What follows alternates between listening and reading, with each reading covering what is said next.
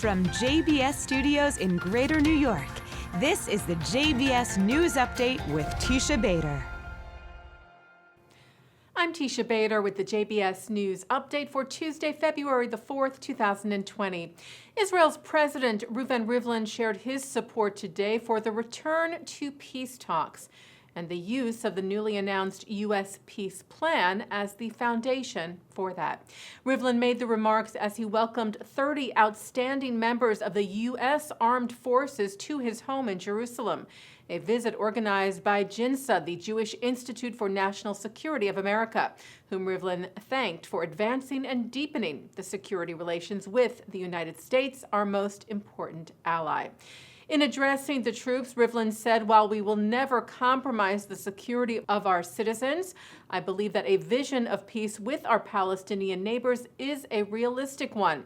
Israelis and Palestinians," he said, "are not doomed to live together. It is our destiny to live together. I hope that both sides will take this opportunity," Rivlin said, "to restart direct negotiations." The High Representative of the European Union used what Israel called threatening language in his response to the U.S. peace plan. A spokesperson for Josep Borrell called for both sides to re-engage and to refrain from any unilateral actions, speaking there about Israel. He said steps towards annexation, if implemented, could not pass unchallenged. Israel's foreign ministry spokesman Lior Hayat said the fact that Borrell chose to use threatening language towards Israel so shortly after he assumed office and only hours after his meetings in Iran is regrettable and, to say the least, odd. There are reports that Borrell was hoping to pass a resolution condemning the peace plan, but was unable to get the backing of all member states, with the Czech Republic and Hungary among those in opposition, and so he issued the statement instead. Well, the mayor of the West Bank city of Ariel announced that he was withdrawing from the Yesha Council because of its rejection of the U.S. plan. Eli Shaviro said the umbrella organization of settlers' mayors rejected the U.S. peace plan, which he said will bring fantastic news for the settlement movement, only because it also envisions the establishment of a Palestinian state. Shaviro also claimed that he and several other settlement mayors were not consulted in the decision. The IDF lifted a gag order today on an operation 3 months ago in which Israeli naval forces intercepted a vessel heading to Gaza from northern Sinai. They arrested 2 suspected terrorists on board and confiscated weapons, which were believed to be heading to terror group Hamas. A Lebanese Shiite cleric who took part in a Muslim delegation's visit to Auschwitz now fears for his life because of the historic visit, which came just ahead of the 75th anniversary of the liberation of the death camp.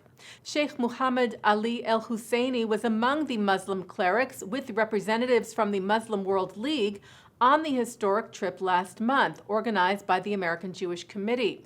He said he received death threats on social media while at the former death camp, and that criminal complaints were filed against him in Lebanon for quote-unquote meeting with Israeli agents, though there were no Israelis on the trip.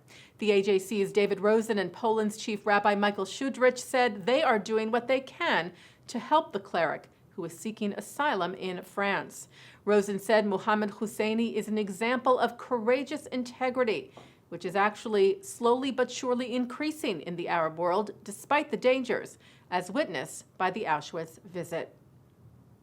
The mayor's office of the City of New York and the New York City Economic Development Corporation officially launched their partnership with Israeli venture capital firm Jerusalem Venture Partners in downtown Manhattan yesterday.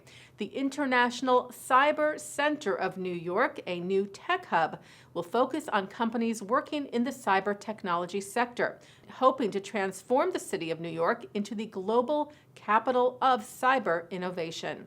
JVP founder Dr. Ariel Margalit told the Jerusalem Post, "It's true that the Silicon Valley will probably always be the tech center of the United States, but New York has the chance to become the international technology center. Israel," he said, "is a very important ingredient in that."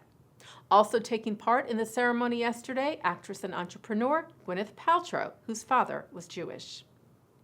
Israel's official Twitter page shared video today marking World Cancer Day, showing just some of the Israeli breakthroughs helping with early detection and treatment of the disease, saying Israeli research is creating hope for cancer patients around the world.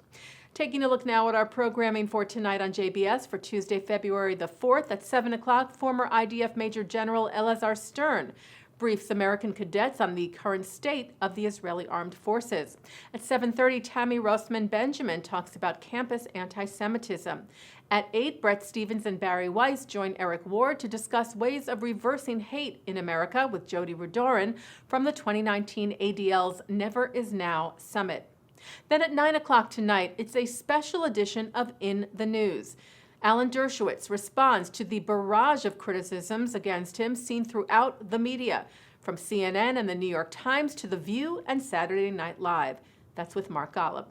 At 10 o'clock, Jewish authors discuss the Jewish cultural themes in their writing, and coming up right after this newscast, it's ILTV's Election Arena. And that's the JBS News Update for Tuesday, February the 4th, 2020. I'm Teisha Bader.